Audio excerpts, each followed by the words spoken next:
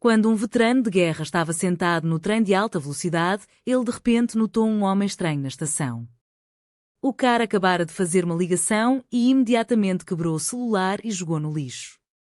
No começo, ele não deu muita atenção, mas um veterano como ele, que já esteve em combate, sempre tem um instinto aguçado para o perigo. Logo após o trem partir, ele percebeu que um funcionário do trem parecia bastante agitado.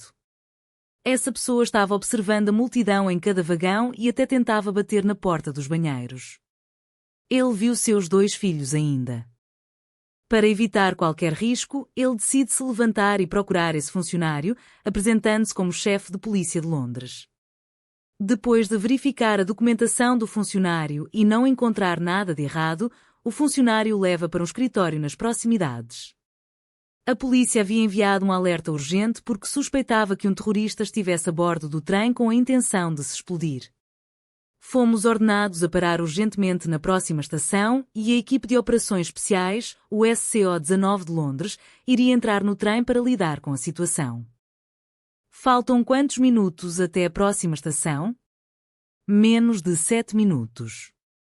Embora as Forças Armadas estivessem preparadas na próxima estação, o veterano sabia que se o terrorista estivesse escondido em um banheiro no trem, qualquer sinal da normalidade poderia levá-lo a detonar a bomba imediatamente. Vendo suas 2 crianças ainda dormindo tranquilamente, ele não queria esperar passivamente, então decidiu agir. Seu alvo era o banheiro onde o suspeito poderia estar escondido. Depois, ele foi até o corredor ao lado para ligar para o funcionário do trem, dizendo que quando ouvissem seu comando, deveriam abrir a porta do trem imediatamente. Ele iria aproveitar a oportunidade para agarrar o suspeito e lançá-lo para fora. O homem era o mesmo que ele havia visto na estação, mas claramente ele só tinha ido ao banheiro. Não vendo nada de suspeito, o veterano imediatamente avisou ao funcionário do trem que o perigo tinha passado. Após respirar aliviado, ele decidiu entrar no banheiro para aliviar um pouco o estresse. No entanto, no segundo seguinte, ao notar que o vestido do bomba era de estilo do Oriente Médio, ele imediatamente tentou se comunicar na língua nativa do suspeito, pedindo a Allah que a protegesse. De algum modo, isso teve efeito e a emoção da mulher pareceu-se acalmar um pouco. Aproveitando a oportunidade, ele rapidamente tomou seu lado e começou a criticar ferozmente o comportamento maligno daquela pessoa local, esperando que isso ajudasse a estabilizar suas emoções. Mas, para sua surpresa, naquele momento, ela de repente ficou furiosa. "Não se mexa, por favor, não se mexa, eu imploro, não se mova, por favor", disse ela. Dizem que após a tempestade vem a calmaria e quando as emoções dela se estabilizaram um pouco, ele ligou para o funcionário do trem.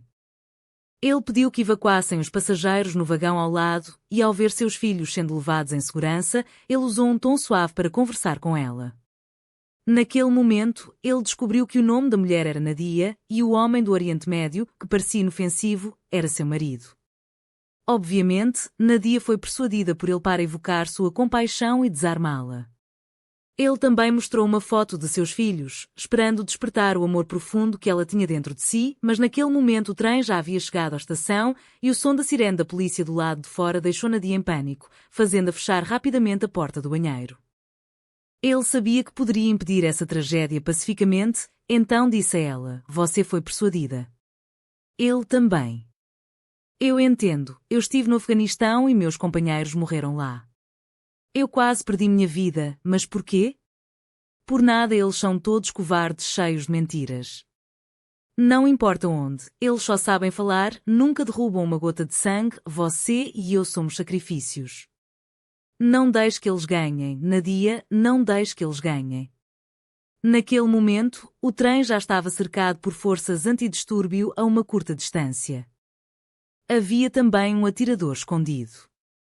Eles pareciam um bando de idiotas, gritando e fazendo barulho assim que entraram no trem e até foram até a porta do banheiro, gritando. O veterano estava prestes a ter sucesso e exigiu que ele saísse rapidamente do trem, mas o veterano não prestou atenção ao policial, apenas disse a Nadia para levantar as mãos e se abraçar com ele, assim eles bloqueavam a visão do atirador lá fora. "Saia, saia para mim, não atire, venha aqui para mim", até que os 2 saíssem do banheiro, o veterano ainda a segurava firmemente, porque ele sabia que apenas assim poderia proteger a vida de Nadia. O policial ao lado não sabia mais o que fazer e chamou um especialista em desarme de bombas. Logo, o especialista em desarme de bombas entrou no trem. Sob a supervisão cuidadosa do veterano, ele primeiro retirou o detonador da manga e depois começou a remover lentamente a fiação que estava conectada à bomba. Após tudo estar seguro, sem falhas, o veterano pegou a mão de Nadia e lentamente desceram do trem. Naquele momento, quando se viraram, viram que o marido de Nadia havia sido preso pela polícia. Todo o perigo foi finalmente dissipado até esse momento. Mas, na verdade, tudo isso era apenas o começo de uma conspiração para notícias sobre a impressionante performance do veterano. Na noite passada, as autoridades ficaram sabendo e logo promoveram, nomeando como guarda-costas próximo de um ministro do gabinete. Mas ele não esperava que no primeiro dia de trabalho, a assistente da ministra acidentalmente derramasse café nela. Meu Deus, desculpe, você é realmente uma maldita. Ele pensou que as notícias ao vivo começariam em 2 minutos, então, em um momento de pressa, o veterano tirou seu colete especial para ajudar a ministra a resolver a situação de emergência. No entanto, o que ele não sabia era que quando a transmissão ao vivo começou, a ministra não fez questão de esconder e criticou abertamente a incompetência daqueles revoltados do Oriente Médio. Ela argumentou que eles não precisavam pedir desculpas por suas ações agressivas no passado. Essas palavras, para um soldado que esteve em batalha no Oriente Médio, eram como um golpe direto na profundidade de sua alma, porque apenas eles entendem que os soldados são meros sacrifícios para a política em busca de poder. A verdadeira paz nunca existiu. O veterano, por estar no front do Oriente Médio, sofria de estresse pós-traumático, o que o impediu de realizar trabalhos perigosos. Mas devido ao custo de criar seus 2 filhos, ele ainda decidiu esconder essa condição e continuar a trabalhar, acatando-se em um apartamento separado. Mas o que ele não esperava era que um homem exemplar assim começasse a ser afastado pela própria esposa. Em alguns dias ele ainda descobriu que sua esposa estava traindo-o, mas mesmo diante daquela situação terrível, o veterano disse: "Não devemos nos divorciar ainda, certo? Se eu morrer no dever, você é minha esposa legal e ainda receberá a pensão." Na verdade, ele sempre acreditou que os responsáveis por isso eram os políticos que desencadeiam guerras para seu próprio benefício. Só que ele não esperava que a ministra do governo que ele servia o ajudasse em segredo. Naquele momento, a agência de inteligência de repente descobriu um caminhão que poderia conter uma bomba se dirigindo em direção à escola onde seus filhos estudavam. O diretor da escola, em pânico, descobriu que um grande caminhão suspeito estava indo na direção das crianças a 80 milhas por hora. Os professores no parquinho, sem hesitar, imediatamente começaram a evacuar as crianças que estavam brincando e rapidamente informaram à polícia de Londres. Após o comandante completar a distribuição das tarefas, os policiais à paisana bem próximos ao local correram para impedir o caminhão. Mas claramente havia uma grande diferença de peso entre os 2 veículos e o caminhão não mostrou sinais de desacelerar. No momento crítico, a equipe de operações especiais de Londres de repente saiu de uma esquina, levantou suas armas e disparou sem misericórdia contra o motorista. De fato, essa estratégia foi eficaz e o caminhão desgovernado rapidamente colidiu com o carro preto ao lado. Os policiais à paisana, que estavam atrás, imediatamente cercaram o caminhão, mas quando foram em frente para verificar, o ataque terrorista resultou em 7 policiais sendo feridos em diversos níveis. Além disso, foi descoberto depois que o terrorista aparentemente escolheu essa escola porque havia 2 crianças do chefe de polícia que estava de guarda perto da ministra do gabinete. Há 2 dias, o veterano havia frustrado um ataque terrorista planejado a longo prazo no trem com suas excelentes habilidades. Talvez a explosão de hoje tenha sido uma retaliação dos terroristas contra o veterano. Mesmo que no final vários policiais tenham sacrificado suas vidas para evitar a tragédia, o veterano descobriu de repente que a equipe de operações especiais que finalmente protegiam a escola tinham sido designados como segurança pela ministra. Assim que o incidente ocorreu, sua família foi levada para um abrigo seguro e suas 2 crianças receberam a notificação de transferência para uma escola de elite. Apesar de suas muitas dúvidas, como guarda-costas, ele não podia perguntar muito. Afinal, com as consequências da guerra, ele ainda precisava desse emprego para sustentar sua família. No entanto, ele não esperava que no dia seguinte, os líderes do Departamento de Segurança temporariamente parassem todo o trabalho do veterano. Precisamos avaliar e determinar se você é um alvo deles. Porque a ministra também poderia estar ameaçada. Desculpe, David, você precisa voltar ao escritório e aguardar uma nova designação. Por que isso? Eu não estraguei as coisas, então os criminosos deveriam ser punidos. O veterano saiu furioso do escritório. Ele queria dirigir para longe para aliviar a mente, mas não esperava que a ministra estivesse pressionando o Departamento de Segurança a obrigá-lo a voltar ao trabalho. É preciso entender que para um pai de 2 filhos, ganhar dinheiro para sustentar a família é a prioridade número 1. Mas o veterano não conseguiu conter a curiosidade. Como a ministra sabia as informações sobre a escola de seus filhos? Porém, antes que ele tivesse a chance de perguntar, de repente, algumas balas atingiram o vidro do carro. Abaixe-se rápido. O motorista no banco do motorista foi atingido e caiu imediatamente. O veterano, mesmo em pânico, ainda tentou manter a calma. Ele pediu à ministra para não levantar a cabeça acima da janela e imediatamente enviou a localização para a polícia de Londres pedindo ajuda. Mas o que ele não esperava era que assassinos desconhecidos atirassem continuamente no carro, tentando causar pressão psicológica na ministra. O veterano percebeu que não poderia ficar parado e à mercê da morte, então girou as costas para o atirador e desceu do carro, puxou seu telefone para tirar fotos e, após localizar a posição do atirador, pensou em um contra-ataque. Primeiro, ele acalmou a ministra, que estava agitada, e então foi ao banco do motorista, puxou o corpo do motorista para fora, aproveitando a vantagem do teto espesso do carro que dificultava a mira.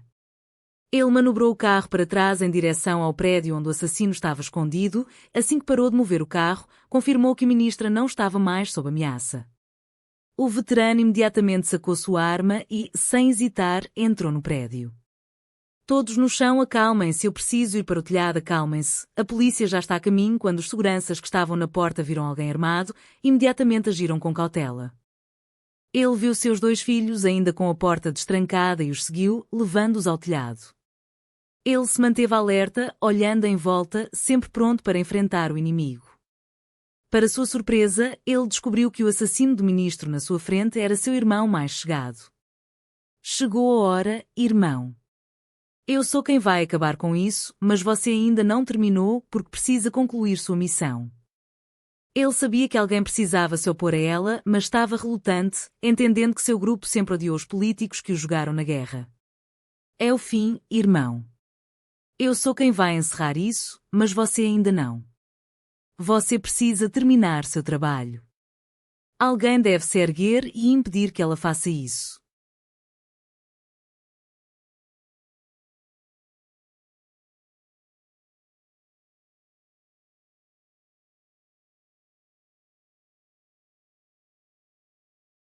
A ação extrema de assassinato, como essa, é sempre uma estratégia inferior e nunca se tornará uma solução legítima. Depois, o ministro pergunta ao Caneta por que eles estavam presos na zona de combate por mais de 10 minutos.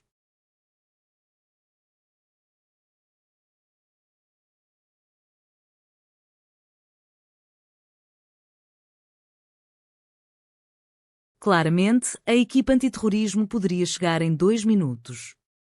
O Caneta especula que quem está no comando da unidade antiterrorismo é Anna Samson. Parece que não apenas os terroristas queriam matar o ministro, mas também os políticos que servem ao país com ela.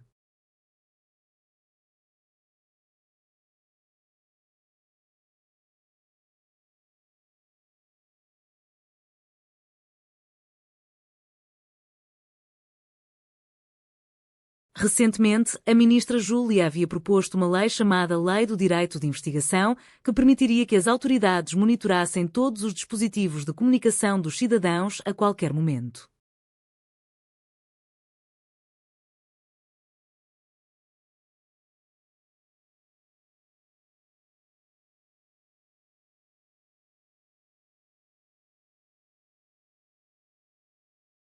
Embora essa lei possa efetivamente prevenir o terrorismo, ela claramente invadiria a privacidade de todos, levando muitos políticos a criticarem severamente. Mas Júlia não cedeu nem um pouco, e até poucos dias após o ataque, ainda deu uma palestra em uma universidade sobre a lei.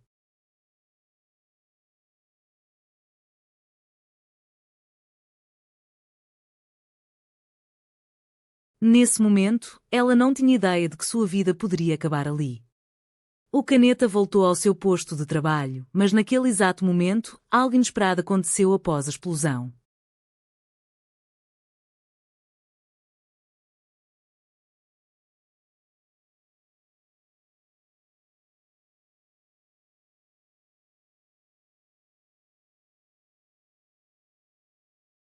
O Caneta ignorou seus ferimentos e imediatamente se lançou ao lado do ministro, sentindo o pulso dela.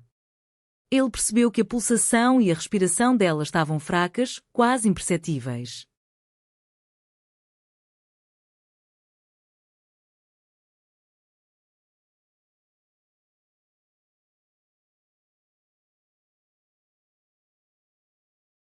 Desesperado, ele colocou seu corpo na frente do ministro para protegê-la de um possível segundo ataque.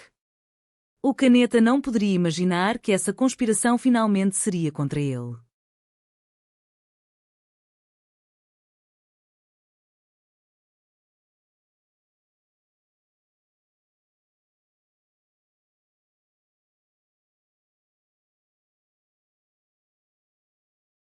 Depois, a equipa antiterrorismo analisou cada quadro extraído das câmaras de segurança.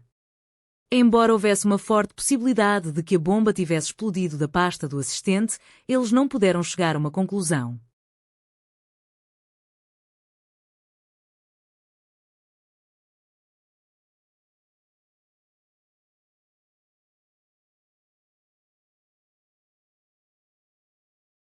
O chefe de polícia decidiu interrogar o Caneta, o chefe da equipe de segurança, já que ele havia se afastado de sua posição durante a missão. O Caneta disse à polícia que não viu nada de anormal na pasta do assistente.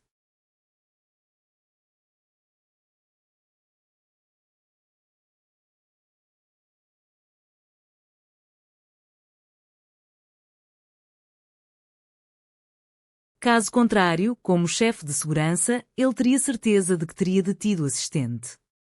Contudo, essa explicação foi rapidamente refutada por provas, pois descobriram que o Caneta não só não inspecionou o assistente, mas também o deixou entrar no palco.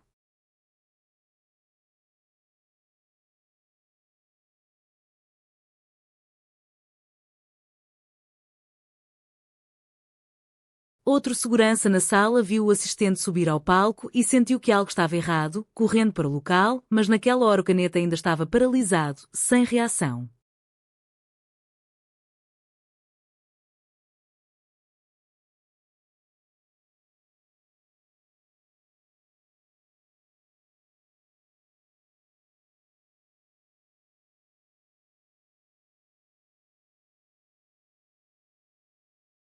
A polícia ainda descobriu que o Caneta havia buscado informações sobre o ministro na internet em conexão com o assassinato no prédio do governo.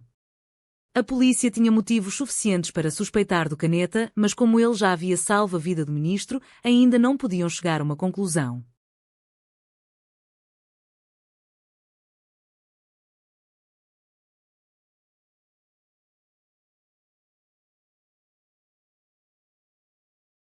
No entanto, o que ninguém esperava era que logo após o interrogatório, o Caneta voltou ao hospital onde o ministro estava internado. Depois de esperar a noite toda, o pior aconteceu.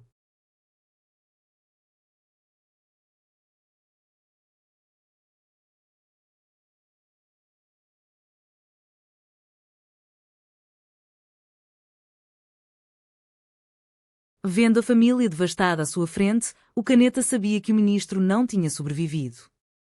Ele ficou paralisado na sala de emergência, sentindo a impotência e o arrependimento pela sua falha. Não conseguia aceitar esse resultado e silenciosamente voltou para seu apartamento.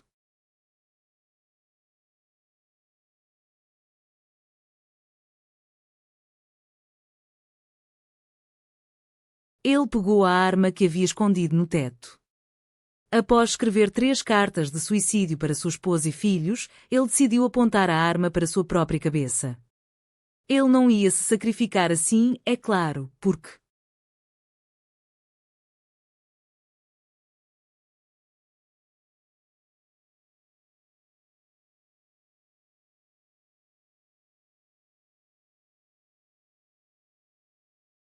a arma, de alguma forma, havia sido substituída por balas de festim. Sua esposa o repreendeu por seu ato covarde de suicídio, dizendo que, se ele quisesse se libertar, deveria descobrir a verdade.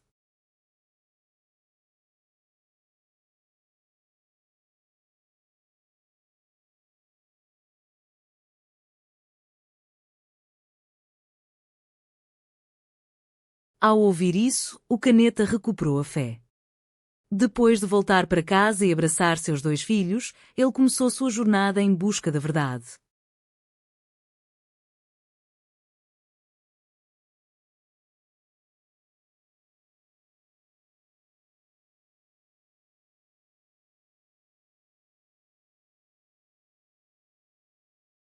Ele organizou um robô especializado que o guiou passo a passo na desativação da bomba.